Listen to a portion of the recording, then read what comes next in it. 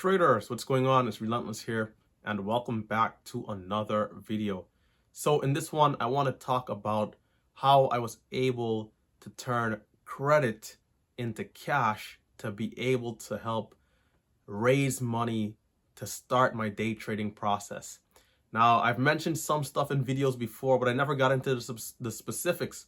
So I thought it would have been a good idea here to get you guys a full video, straightforward, about what I did to be able to convert my credit into cash. Now, when I started off my journey as a trader and my journey towards financial freedom, I was coming from rock bottom. Man, that's the number one thing I want to say. And so I know there'll be a lot of comments down in the description as to, hey, this is risky. It is all risky. It's all risky. Every decision we make when we talk about investing and financial freedom, there's always a level of risk associated with what we're trying to do. And so, quick disclaimer, this video is to show you guys what I did, right? I'm not telling anyone what to do, but I'm sharing with you guys my experience, what I did, and how I was able to raise money from my credit cards to be able to trade. So fair disclaimer there, fair disclaimer. Now, before we jump into it, be sure to hit that thumbs up button. If you are a new viewer, consider subscribing to my channel. So here we go. Credit card arbitrage. That's what this is called, right? The process of converting credit cards, credit limits to cash. Now, for me, coming into this day trading space, I was a college student at the time, and you guys know how it is, right? If you're not born into a family that's a little bit better off financially, things can be a little tough. And for me, that's how it was. You know, it's a matter of, hey, this is what I want to do, and this is how I'm going to do it. And when we talk about day trading and being in that situation of being in school, you know, parents, right? My parents weren't too fond of the idea of me trading, right? So even if they had cash, right, I wasn't getting access to that cash to be able to trade. I think that's something that I could say confidently, right? Now, when you are in a situation of, let's say, desperation, a situation where there is no other way, because for me, saving up $25,000 would have been very difficult, right? And I'm saying that as someone who even to this day don't pay a huge amount of bills or anything. Saving up $25,000 working a 9-to-5 job is very, very difficult to do. Not impossible, but very difficult to do. And it's something that takes a lot of discipline and a lot of time as well. Because if you're doing a job that's an entry-level position, you know, you're probably making 30 grand a year, and it's saying, hey, over the course of a year or two, can you save, you know, over the course of a year, can you save 95% of that income and, you know, be able to put it onto the stock market or something else, rather, to be able to create wealth and generate cash, right? So let's get into it, right? What are some of the risks? Let's talk about the risk. You guys know me. I am risk first. Let's talk about some of the risks when we transfer our credit into cash. Now, if you're someone who's in a situation who, you know, are looking for this opportunity, I would first recommend not to do it unless your credit score is over 700, because, you know, there's a lot of risk in terms of getting denied, right? And you have the hard inquiry on your credit score. So there's that. That's something that's a little bit smaller, but when we get into the much bigger things, the number one risk is taking off cash and losing it all, right? And so now, depending on who you are, the situation you're in, you might not need a full 25,000. You might not need a full 50,000. You might need 5,000, 10,000. It all depends, right? And for me, I think I can't remember the exact amount, but I believe I took off about $16,000 off of my credit cards to be able to trade. Now, not just any credit card. It's worth mentioning, these credit cards were 0% interest for at least 12 to 18 months. That is pretty big right there, because you have 1 year essentially to be able to flip that cash and then put it back, right? So when we talk about risk, there's the number one risk being, you know, taking off the cash and losing it all on investments, whatever investments that might be, whether it's the stock market, real estate, anything for that matter. Now, other risks will include your credit score initially, right, in the short term, going down because, we know about credit utilization. If you're using more than 20, well, I believe more than 10, really, more than 10% of your total credit, it'll affect your score. Now, if your credit line or credit limit is around, let's say, 30,000 and you go ahead and take off 20,000, your credit score will definitely drop in the short term. So these are things you want to sit down and think about before going ahead and doing this process. Now, the next thing is that if you do end up losing all the money and you're in a situation where you, like me, where you didn't have any sort of excess cash or backup, let's say, some people who are doing these kinds of things, taking on this level of risk, if they're taking out 20,000 out of a card, they have 20,000 sitting in their bank account, and so the risk is not as great. They'll have a way of covering themselves. For me, my bank account said $1,000, and I was taking on $16,000 worth of debt from credit cards. So keep that in mind, right? Now, here's something that's important to mention. I'm coming from rock bottom, is how I would say it, right? I'm trying to make my way as a young man and find financial freedom, right? So what did I have to lose is how I looked at it when I sat down and was assessing all these different outcomes. What did I really have to lose? I was already, from what I would say, on the lower end of the food chain. How much lower could I have really went if I was not successful at day trading? And so you want to consider where you are as the individual. Do you have a family? Do you have a mortgage to pay? If you have certain things going on, you might not be able to take on, or you might not want to take on this kind of risk. Because for those of you who are traders watching on, I know there'll be a few people who are newer watching this video, but majority of us are day traders. And the reality is that 9 out of 10 day traders lose. When I withdraw that 16K, did I think I was going to lose? Hell no. There was no way I thought I was going to be a losing trader. And so I had the confidence. I had the metrics in the sim. I've traded live before. My emotions were carried over to the simulation with me. And I felt good coming live. The markets were in a really good place at the time. And so it all aligned properly for me. Now, for those of you out there, you want to ask yourself all of these questions. If you have doubts, if your metrics are not as good, you might want to wait a little bit before doing something like this. So those are the ultimate risks, losing all the money and having your credit score go all the way down. But for me, where I was coming from, I had no other choice. And, I had to make it happen.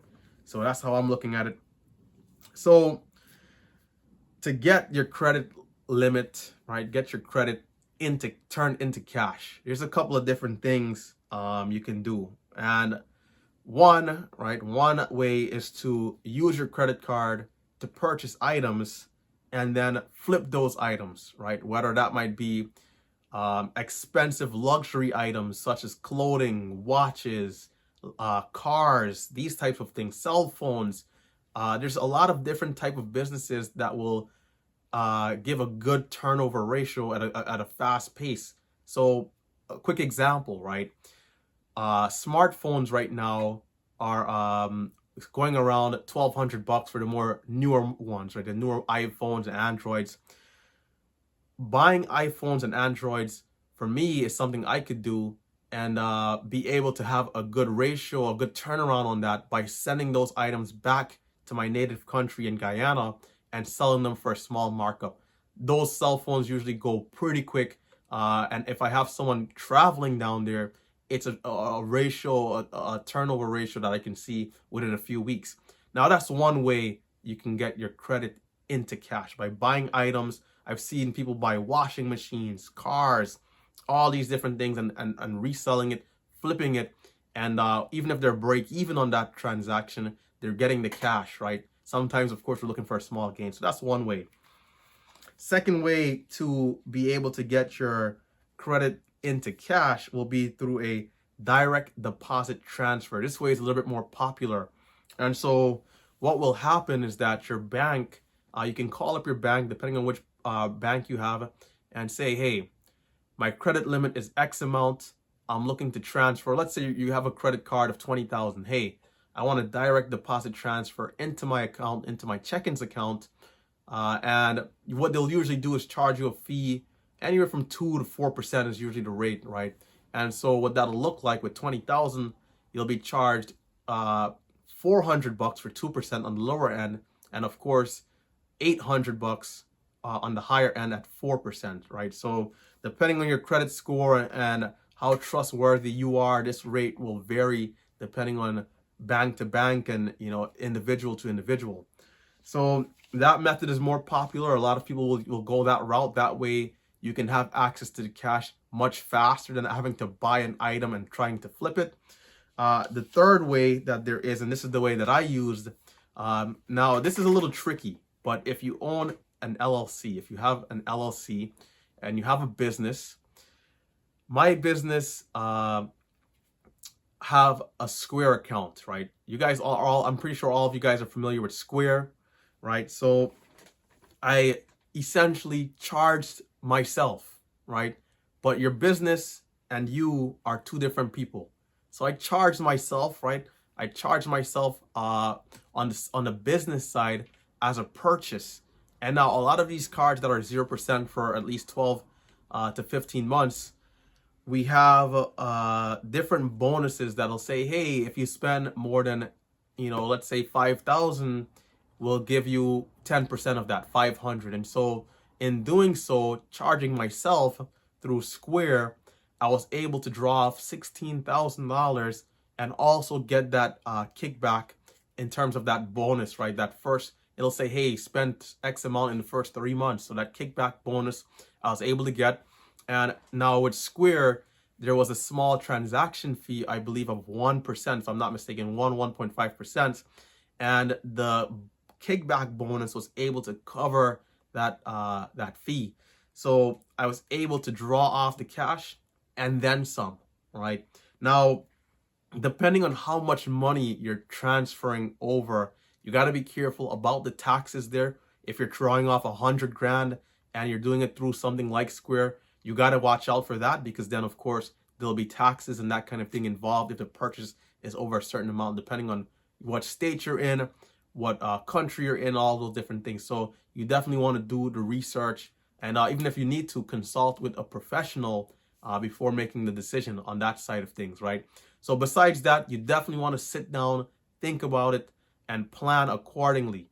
Once again, for me, coming from rock bottom, I had no other options.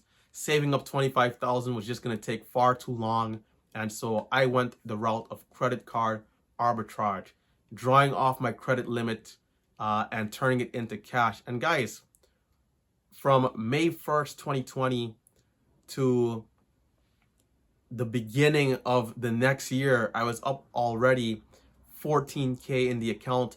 By the time we got to a full year, I was up over 100% in the account, over 25K. So if you trust yourself, if you believe in yourself, if you have the confidence, if you have the metrics, if you have the emotional tie between simulation and real accounts, if you've been trading in a cash account or below the PDT and have been saving to the level of 25K and have the experience, why not? If you asked me to do it tomorrow, I would do it again in a heartbeat, because why would I go save up 25K for a full year or 2 years when I can have that money tomorrow?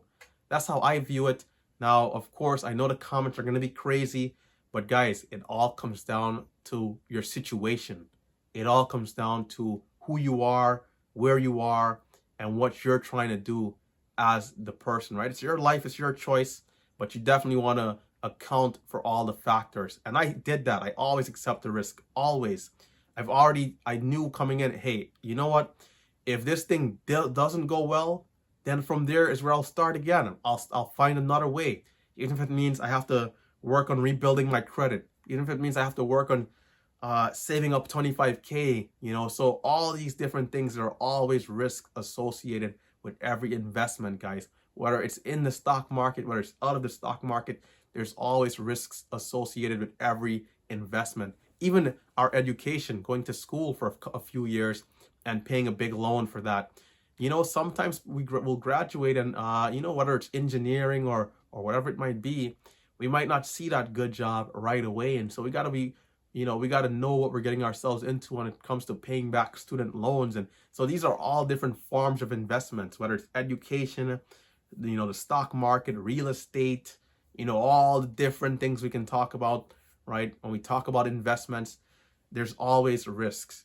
No matter where you go, what field, what sector, there will be risks, different types of risks. So it comes down to you as the individuals. Guys, this is how I did it. This is how I was able to turn that credit into cash and be able to fund my day trading account, the bulk of it, right?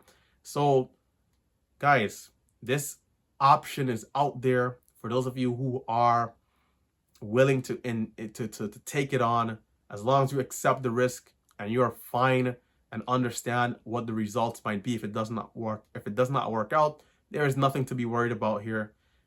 For those of us who are trying to make it, we do what we must to ensure success. Guys, it's been Relentless Trader. Be sure to hit that thumbs up button. If you are a new viewer, consider subscribing to the channel. Guys, down below, check out the links. We have a couple of links down below. One, big shout out to Mometic, right? And Momo Pro, when we talk about scanning, being able to have an edge in the market. Guys, use code Relentless for 25% off Mometic software, guys. It's pretty big. It's crazy. I'll be using it moving forward. I look to fully integrate it into my trading and my trade style to have an advantage. Check out the chat room. That's the next link down below, where we have a free Discord service there. It's completely free. Check that out. And of course, subscribe to the channel, right? If you have not already. Guys, it's been Relentless Trader. It's been a good one. And I am, of course, signing out.